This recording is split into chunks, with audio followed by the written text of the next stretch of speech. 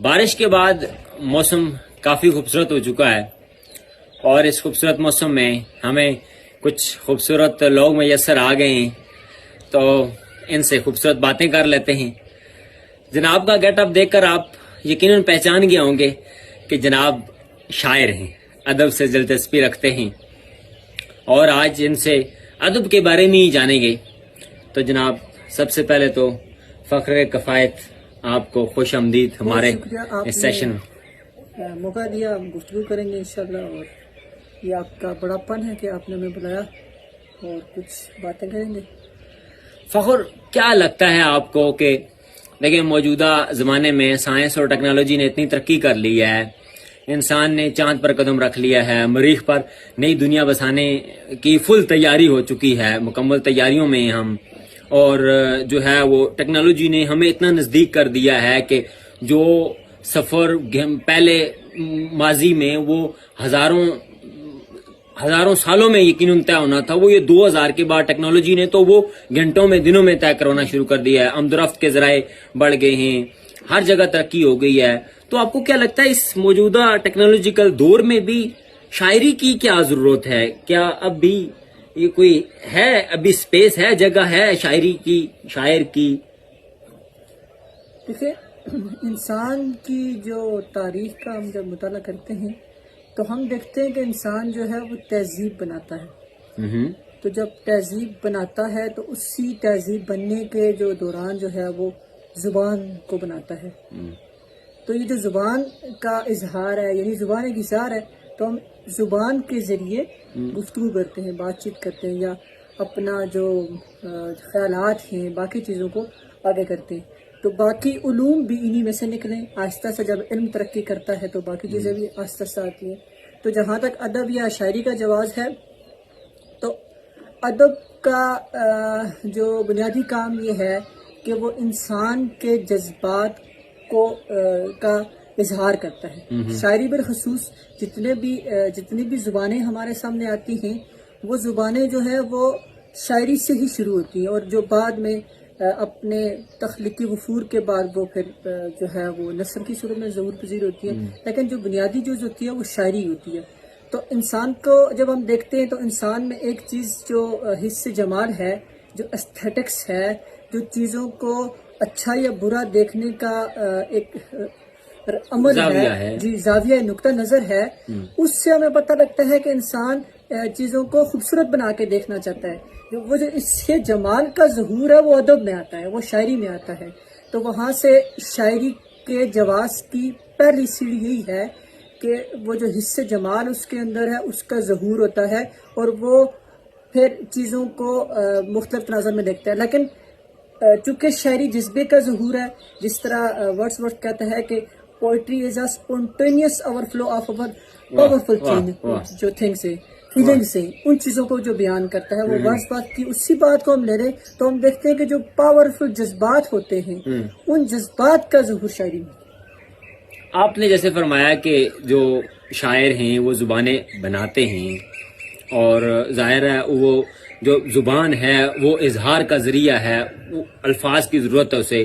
لیکن موجودہ زمانے میں تو ہم دیکھتے ہیں کہ چیٹ جی پی ٹی آ گیا ہے, ڈیپ سیک آ گیا ہے. یہ تو میرا ذاتی تجربہ بھی ہے کہ ہم اس کو اگر کوئی ایک بیک گراؤنڈ دیں کہ اس موضوع پر آپ ہمیں شاعری بنا کر دیں, کوئی غزل, کوئی نظم, تو وہ بنا کر دے دیتا ہے. تو آپ کو کیا لگتا ہے کہ چیٹ جی پی ٹی کے ہوتے ہوئے یا یہ جو ہمارے ٹیکنالوجی کے ہوتے ہوئے بھی شاعر کی ضرورت ہے؟ جی, اچھا سوال ہے, کیونکہ سائنس جہاں تک پہنچ چکی ہے اب وہاں تک جو ہے وہ انسان کے لیے بے شمار سوالات پیدا ہوتے ہیں. جس طرح مشینیں آتی ہیں تو مشینیں جو ہے وہ انسانوں کی جگہ لے لیتی ہیں. یعنی انڈسٹریل دور آیا, صنعتی دور آیا, تو وہ انقلاب جو تھا, جس طرح ٹریکٹر آتا ہے تو اس کی جو کسان ہاتھوں سے کاٹتے ہیں, گندم کاٹتے ہیں, فصلیں کاٹتے ہیں, ختم ہو جاتی ہیں. اس طرح ریپلیس ہو جاتی ہیں چیزیں.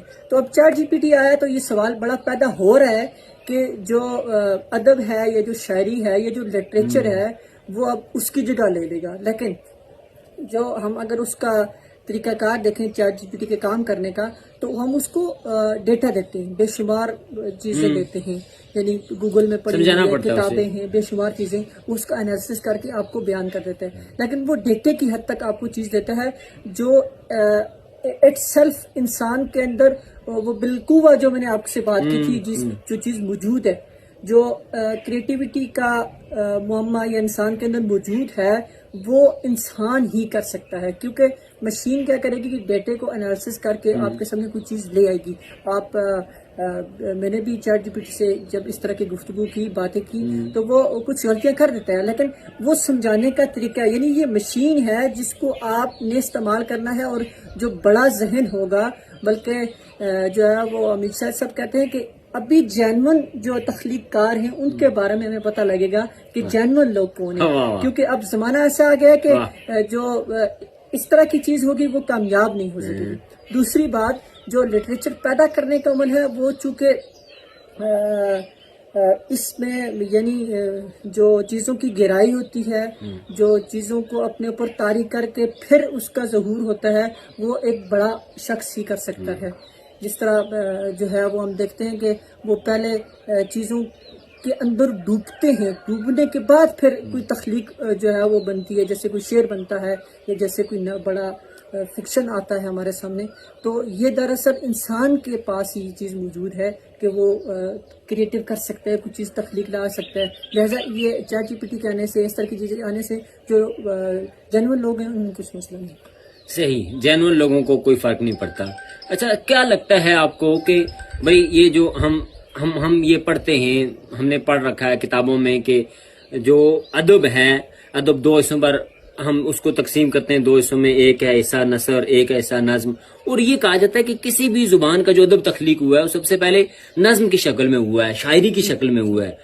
اور میں آپ سے یہ پوچھنا چاہوں گا کہ یہ دراصل شاعری ہے کیا؟ مطلب اب میرے جیسے ایک عام بندے کے لیے جو بالکل لے مین ہے، جس کو کوئی آئیڈیا نہیں ہے کہ شاعری چیز کیا ہے، تو آپ اس کو کیا سمجھائیں گے کہ شاعری کیا ہے، شعر کیا ہے؟ جی، اچھا سوال. پہلے آپ نے جو سوال کیا کہ جو زبان ہے کوئی بھی، وہ شاعری ہی سے شروع ہوتی ہے. یعنی زبان تو خیر عمل ہے، لیکن جس پہ ادب بنتا ہے وہ شاعری سے بنتا ہے.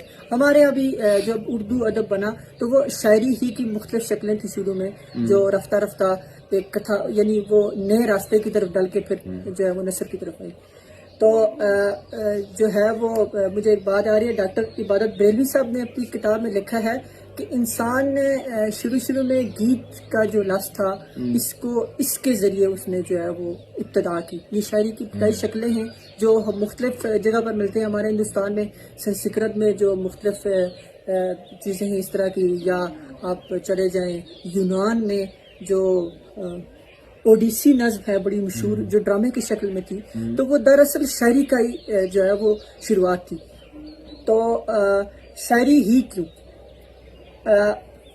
شاعری اور نثر میں جو بنیادی فرق ہوتا ہے وہ ہوتا ہے امیجنیٹو چیزوں کا، یعنی تخیلاتی چیز. جب ایک شاعر جو ہے وہ شعر کو لاتا ہے تو وہ جو اس کا تخیل ہوتا ہے، وہ تخیل جذبے کے ساتھ ظہور پذیر ہوتا ہے. اگر وہ غیر تخیلاتی ہوگا تو وہ نثر ہوگی، اگر وہ تخیلاتی طور پر اپنے جذبے کا اظہار کرے گا تو اسے ہم شاعری کہیں گے. اور چونکہ اس میں ایک آہنگ ہے، یہ جو آہنگ ہے یا یہ جو موسیقی کے مختلف راگ ہوتے ہیں، جی، یہ جو مختلف طرح کی ایک ریدم ہمارے سامنے ملتا ہے، یہ ریدم انسان کے اندر موجود ہے اور وہ اس کو اپنے خارج میں دیکھتا ہے اور پھر اس کا ظہور کرتا ہے. کیونکہ شاعری کا بنیادی کام جذبہ ہی ہے، یعنی وہ فکر کی بات کرے گی، وہ انسانی نظریات کی تشکیل کرے گی. اقبال نے کیا، غالب نے کیا، مختلف لوگوں نے کیا، لیکن بنیادی چیز وہ اس کا جذبہ ہے، اس جذبے کا ظہور ہے. پھر جب اس کو آپ ایک خاص طرح کی ریدم میں لے کر آتے ہیں، اور وہ ریدم بنا بنایا نہیں ہوتا. یعنی ہم یہ نہیں کہیں گے کہ 71 72 73 74 75 76 77 78، اب یہ وزن ہے، یعنی یہ ایک لے میں ہے، لیکن اس لے کو ہم شاعری نہیں کہیں گے. کیونکہ اس میں ہم اب دیکھیں کہ اس میں ریدم تو موجود ہے، لیکن وہ جو جذبے کا ظہور ہے وہ تخیلاتی طور پر اندر سے وہ ظہور نہیں ہو رہا. اور لہذا جب شاعری بنے گی تو وہ ایک پورے ردم کے ساتھ اندر سے اس کا وفور ہوگا، اندر سے پھوٹے گی، تو پھر وہ جو ہے وہ بن کر سامنے آئے گی.